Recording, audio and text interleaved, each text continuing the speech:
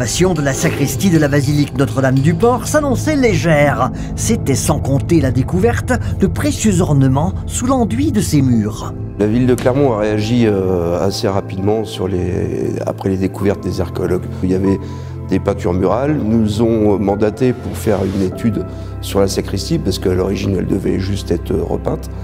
Et après cette étude, il en résulte qu'on a trouvé des peintures un peu partout.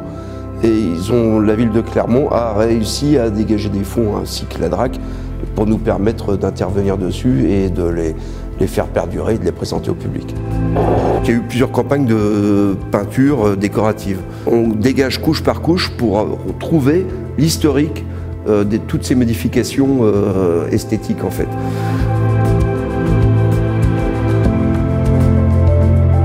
On a trouvé après dégagement un Christ Pantocrator qui tient donc un orbe dans sa main et de l'autre côté qui bénit le monde.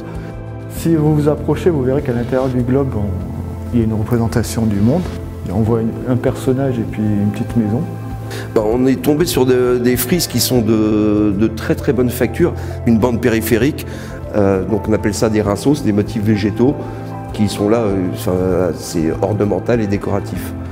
En dessous, on trouve la présence d'une litre avec des blasons. Une litre funéraire, c'est lorsqu'un personnage illustre décédé, on peignait une bande noire tout le long de l'église et on représentait son blason.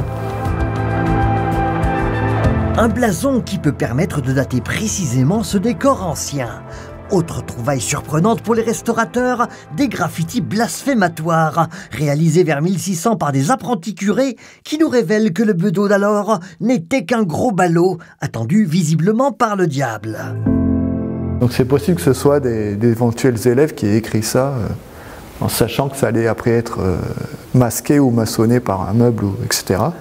Et donc ils ont écrit des trucs avant de cacher, quoi. Donc c'est un peu potache, quoi.